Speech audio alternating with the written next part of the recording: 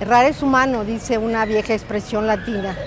Todos nos equivocamos, pero hay profesiones donde cualquier descuido, cualquier imprecisión puede afectar permanentemente la vida de una familia, como es en medicina. Según la Comisión Nacional de Arbitraje Médico, al año reciben 1.650 quejas por negligencia. Y detrás de cada una de ellas hay historias de dolor, de enojo, de impotencia, porque pues muchas personas a veces no reciben ni siquiera información de qué es lo que pasa con su familiar cuando ingresan a una sala, a un hospital. Vea usted.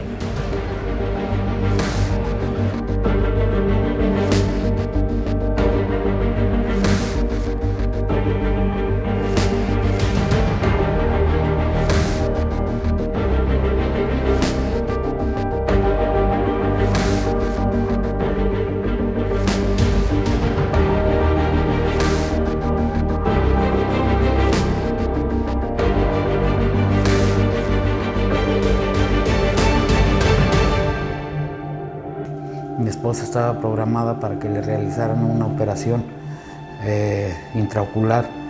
Al doctor que le asignaron se negó a realizarle la operación. El médico me daba confianza, me decía que no tenía nada, que ella estaba bien, que tenía un color muy bonito. Ella confiaba mucho en nosotros. Entramos caminando y me la entregaron en camilla. La mayoría de las veces la atención en el IMSS es muy desagradable y poco ético por parte de los médicos. Cómo le dicen a uno las cosas sin esa sensibilidad humana. Culturalmente, en México, siempre se ha reverenciado la figura del médico como alguien a quien se le debe respetar, en quien se confía sin reservas. Y aunque por mucho tiempo esa veneración abrió la puerta a abusos y episodios de prepotencia impune, desde hace pocos años, los pacientes tienen figuras jurídicas y organismos que defienden sus derechos y cuestionan a los otrora intocables galenos, como la Carta de los Derechos Generales de los Pacientes, que forma parte de la Ley General de Salud, o la Comisión Nacional de Arbitraje Médico, cuya delegación jalisciense fue creada hace 15 años. Nosotros buscamos en primer término, mediante la conciliación, llegar a un acuerdo entre ambas partes para la resolución del problema.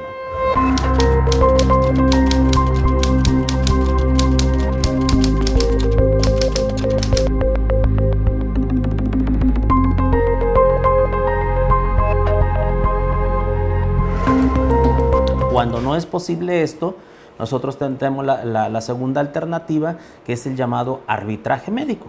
Es decir, cuando nosotros como institución emitimos como un tercero, de manera imparcial, emitimos un juicio señalando el tipo de daño que se haya identificado. La relación médico-paciente se basa fundamentalmente en una confianza y en una certeza. Este es el área establecida aquí en la delegación como el área responsable de recibir alguna queja por alguna no satisfacción en la atención médica.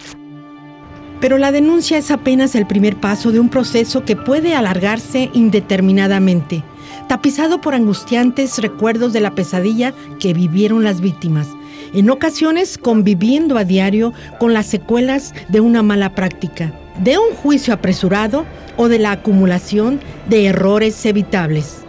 La Comisión de Arbitraje Médico del Estado de Jalisco, CAMEJAL, reporta que en sus 15 años de existencia solo se han recibido 4.110 quejas y de ese total, 3.110 se presume la responsabilidad de los prestadores de servicios. Pero hasta ahora no se ha consignado ninguno de los casos. Se acudió ante el jefe, al doctor jefe de ahí de la clínica 46, para plantearle el problema y aún sin embargo tuvo una plática con el doctor, pero aún así nada más mandaron a mi esposa al consultorio, ¿verdad?, de oftalmología de nuevo, y ya ahí le dio el diagnóstico para regresarla de nuevo a su clínica de adscripción y ya, como si no tuviera nada prácticamente. Gracias a la Camejal. La Camejal menciona cuando checa, analiza mi caso, porque el Ministerio Público manda a que analice la Camejal mi caso. La Camejal dice que tuvieron responsabilidad médica.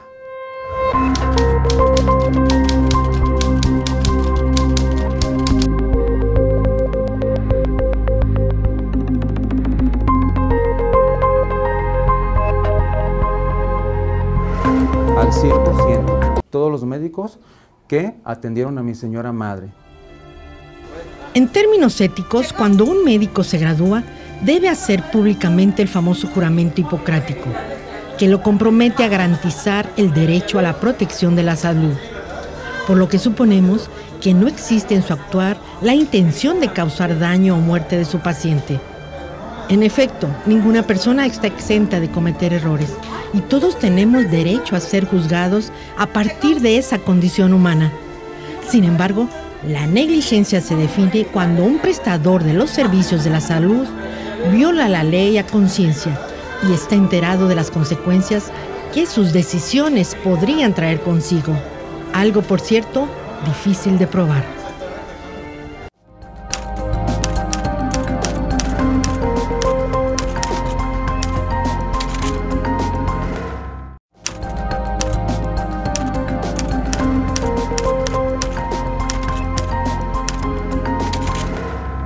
En junio de 2012, Evangelina Arriaga ingresó a urgencias acompañada de su único hijo, en estado muy grave a causa de un absceso en el riñón, producto de una infección en las vías urinarias que no se atendió adecuadamente. Desde el día que entró al Hospital Ayala del Seguro Social, fue sometida a distintas intervenciones, en las que se cometieron, según peritos, errores y omisiones importantes que concluyeron con su muerte. Tenía 56 años. Posteriormente, su hijo dedujo que de habérsele practicado exámenes de cultivo a tiempo, ni siquiera debió haber puesto un pie en el quirófano. El médico de la Clínica 53 hace 17 días me comentó que mi mamá gozaba de un estado de salud regular, que estaba bien.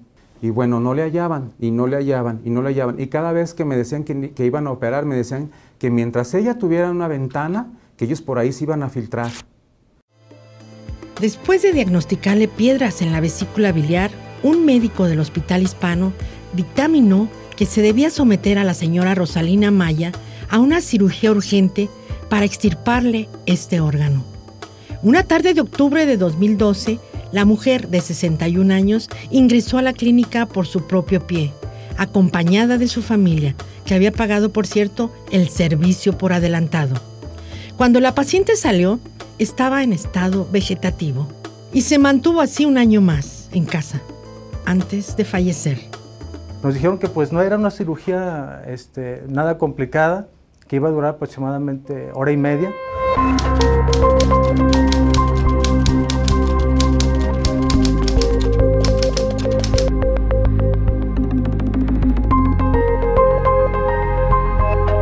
Que no tuviéramos ningún pendiente, o sea, que iba a ser algo rápido y sin ninguna secuela. Y después de que la sacaron del paro, pues empezaron a solventar esa ausencia de sangre con suero, en vez de que le hayan haber aplicado plaquetas, siendo de que hay una norma oficial mexicana que exige tanto a instituciones de salud públicas y particulares que antes de una cirugía deben ellos de contar con plaquetas. Y mis hermanos y yo, mi papá, estuvimos cuidándola en estado vegetativo persistente por más de un año, debido a las secuelas que le acabo de mencionar de estos médicos. La familia de María Esther Talancón la describe como una mujer entregada a sus hijos, una señora de 62 años, amorosa y que siempre tuvo una fuerte confianza en los doctores del centro médico.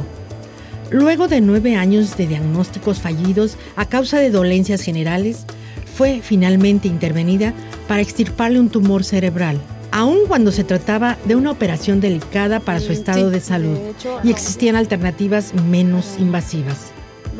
Hoy, María Esther vive con todo el lado izquierdo de su cuerpo paralizado y con la necesidad permanente de asistencia para realizar sus funciones más básicas y vitales.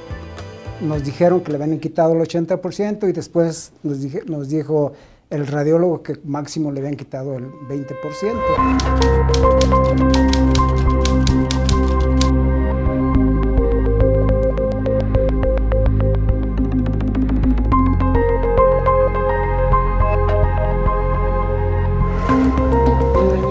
Sí, aparte de la mitad de su cuerpo que perdió, porque perdió el ojo y el movimiento de su brazo y de su pierna. ¿Por la operación o por la operación? El radiólogo me dice, el ojo no lo perdió por lo que le hicieron, lo perdió porque los oftalmólogos no tuvieron precaución en decirles a ustedes o ellos que se lo cerraran, porque estaba abierto desde que la operaron, su ojo permanecía abierto. Entonces se perdió. En 2014, un caso de negligencia médica en Jalisco saltó a los titulares nacionales, luego de un proceso penal que implicaba la responsabilidad de 16 médicos en la muerte del adolescente Roberto Gallardo. La resolución judicial sigue pendiente, pero la atención mediática que recibió el caso y la respuesta de la comunidad médica en todo el país evidenció la necesidad de que se revise la ley y dio lugar al movimiento #YoSoy17. 50 y tantos días si no diagnosticas una enfermedad y incluso se te muere sin saber la causa, y aparte le dice tratamientos primero de influenza y otros tratamientos de otro. Hubo una sepsis, un tipo de contaminación intrahospitalaria y el factor de riesgo que aumentó el deterioro de la vida del paciente. Después en la autopsia se corroboró el hallazgo de la tuberculosis intestinal. Omisión, lo que tú debes de hacer y no lo hiciste, ese es tipificante de delito. Impericia. No tiene los conocimientos suficientes para realizar una práctica médica, quirúrgica y lo demás, esa es la otra. Y la negligencia es el otro elemento que aparece en la responsabilidad profesional. Se emitieron órdenes de aprehensión en contra de los 16 médicos del IMSS.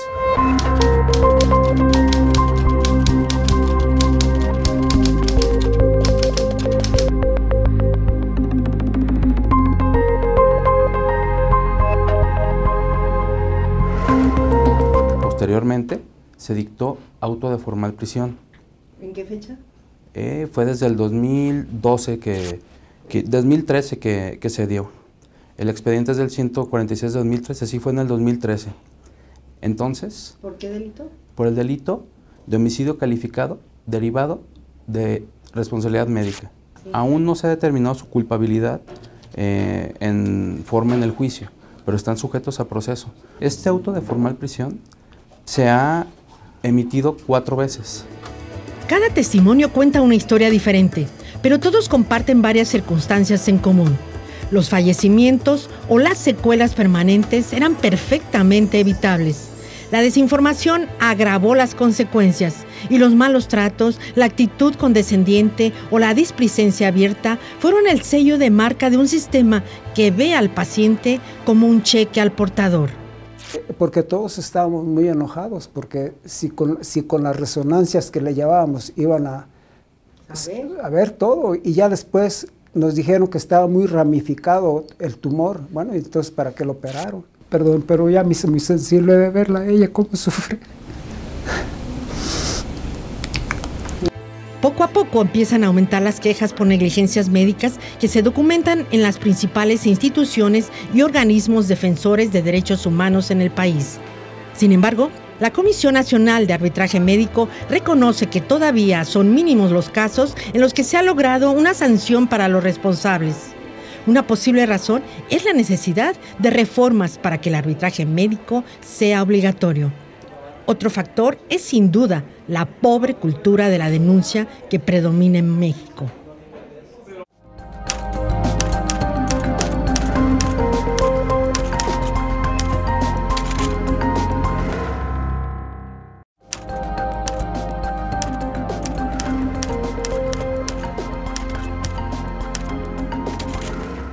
El fallecimiento del menor Roberto Gallardo puso el dedo en la llaga sobre uno de los puntos más débiles del sistema de salud pública en México: la desconfianza de los derechohabientes en una atención que se ha ganado la fama de abusiva e ineficiente. El IMSS no determinó ninguna negligencia de los 16 médicos. Los 16 médicos siguen laborando en el hospital de pediatría con todos sus derechos y con todo lo que cualquier médico debe y tiene en el Seguro Social.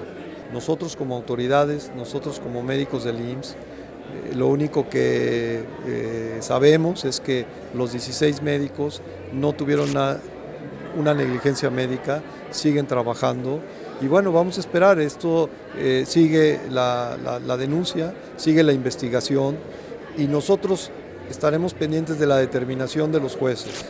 Para entregarte unas copias certificadas que se exhibieron de un escrito que presentó el doctor José de Jesús Arriaga Dávila, entonces director general de la Unidad Médica de Alta Especialidad de Pediatría, en donde responsabiliza en grado porcentual a cada uno de los médicos tratantes del menor Roberto Edivaldo Gallardo. Es como una prueba que el propio papá metió. Entonces lo único que podemos decir es que es una prueba ahí que los propios jueces están determinando qué va a pasar. ¿El doctor está en otra director? Sí, el director ahora es el director de prestaciones médicas a nivel nacional. En junio de 2015, el director general de la Unidad Médica de Alta Especialidad del Hospital de Pediatría en el Centro Médico, el doctor José de Jesús Arriaga, emitió una declaración al magistrado del primer Tribunal Unitario del Tercer Circuito, en la que fincaba distintos grados de responsabilidad a 19 médicos encargados de la atención del menor desde su ingreso hasta su fallecimiento. Poco más de un año después, ninguno de los galenos ha recibido sanción alguna. Perderían la antigüedad que llevan en su institución y por ende, al perder su cédula profesional, dejarían de ejercer. Los médicos suscritos al movimiento #YoSoyMédico17 piden no ser vistos ni como dioses ni como criminales, sino como profesionales de un oficio extremadamente delicado, que en las manos de cualquier humano también está sujeto a errores, aunque estos cuesten vidas. Exigen no ser criminalizados ni sancionados por las negligencias de las que son acusados. Sin embargo, el lamentable caso del menor, que tras 4 años de procesos legales aún no se resuelve, también ha revelado una serie de prácticas antiéticas de parte del mismo Instituto Mexicano del Seguro Social como institución. Hemos encontrado que las instituciones del sector salud, federales y estatales, rasuran los expedientes antes de que el Ministerio Público se los lleve. Momentos de oportunidad para orientar a los servicios de salud sobre cómo llegar a mejorar la calidad de los servicios. También son una forma de calibrar los servicios de salud. Llevar un caso de negligencia médica es difícil y complejo, pues además del conocimiento legal, se necesita un grado importante de experiencia en el sector salud, ya que en muchas ocasiones los médicos abiertamente mintieron a los familiares para ocultar un error o para orillarlo a aceptar una cirugía que posiblemente no era necesaria. Pero hay muchas maneras de hacer valer los derechos de los pacientes y la reparación del daño es un derecho constitucional. Ya es una obligación constitucional de reparar las violaciones a los derechos humanos a las víctimas directas o indirectas que vienen siendo los familiares o personas que tengan lazos de amistad. Y es una obligación ya de todas las autoridades en los 3 niveles de gobierno. Las indemnizaciones de nuestro país son mínimas respecto a lo que piensan ganar. Los procesos judiciales son larguísimos en nuestro país y eso lleva a un desgaste terrible económico y yo diría que emocionalmente, y que frecuentemente los únicos que ganan en esto son los abogados. Que muchos de los conflictos que se presentan entre usuarios y profesionales de la salud se resuelven mediante una explicación. El médico le explica con calma al paciente o a sus familiares el porqué de los resultados que el paciente identifica que le son adversos o que no son lo que hubiera esperado. La desconfianza generalizada en la autoridad y la débil participación ciudadana son factores que propician una pobre cultura de la denuncia. Hay una idea, no del todo infundada, de que denunciar es una pérdida de tiempo.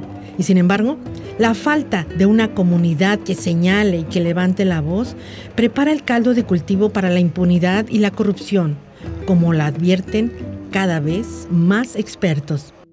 No podemos dejar de reconocer la pobrísima cultura del usuario de los servicios de salud para exigir, para denunciar, para en un momento dado demandar los servicios de salud en oportunidad, en calidad, en seguridad, etc. Busqué justicia, que yo quería justicia, que alguien interviniera de una situación que yo ya veía que no estaba ordenada, ni estaba con seriedad. Eso es lo que yo estoy pidiendo, ¿verdad? Porque se les está pudiendo comprobar con documentos que el mismo seguro manejó, donde ahí se puede comprobar que sí efectivamente diagnosticaron por parte de otros doctores que sí tenía catarata. La queja es improcedente desde el punto de vista médico. Yo antes de que falleciera, días antes, creo que 15 días antes, yo interpuse una denuncia en la Procuraduría General de la República por posible negligencia, omisión, por fallas técnicas que vi, por juicios desequilibrados de las mismas personas que estaban a cargo de la atención de mi señora madre, y porque nunca percibí ni intuí pericia en los médicos. Las familias de las señoras Evangelina, María Esther y Rosalina siguen a la espera del lentísimo proceder de la justicia. En algunos casos, las evidencias son innegables. En otros, se les ha obstaculizado el acceso a las pruebas. Y en unos más, el problema se ha atascado en la incomprensible maquinaria de la burocracia mexicana. Pero la única certeza que tienen estas personas es el dolor, la rabia y la impotencia de la ausencia, pues su familiar, si es que sigue vivo, ya no volverá jamás a ser la misma persona. Y estamos esperando y exigiendo al señor Eduardo Almaguer que haga su trabajo, porque yo ya hice el mío. La gente que me está asesorando también ya hizo su trabajo. Él es el que no ha hecho su trabajo. ¿Cuál es su trabajo? Necesitamos que obviamente eso ya se consigne ante un juez y que no le estén dando vueltas y vueltas y vueltas, perdiendo el tiempo. La gente cuando llega con nosotros no va porque le duela ya el bolsillo por lo que haya gastado. Acuden por la necesidad de pedir algo a cambio, que se mueva su asunto, por la falta de atención de las autoridades responsables. Actualmente tenemos 22 recomendaciones pendientes en curso que son heredadas de otras administraciones. En total, en la administración del doctor Felipe de Jesús Álvarez Cibrián, se han emitido 36 recomendaciones a la Secretaría de Salud. El fenómeno de la negligencia médica y su respectiva denuncia es algo que va en aumento día a día en nuestro país. Por un lado están los familiares que piden lo irreparable, que su vida vuelva a la normalidad. Por otro lado están los médicos que piden que no se criminalice su profesión. Esto es un debate difícil, nada sencillo de dilucidar. Sin embargo, hacen falta leyes, hacen falta reformas en esas leyes y protocolos que garanticen la seguridad jurídica de todos los involucrados. Decir hasta dónde llega la responsabilidad del paciente y también que no haya confusión entre lo que es una negligencia y una equivocación humana. Todo esto es algo para tomarlo en cuenta.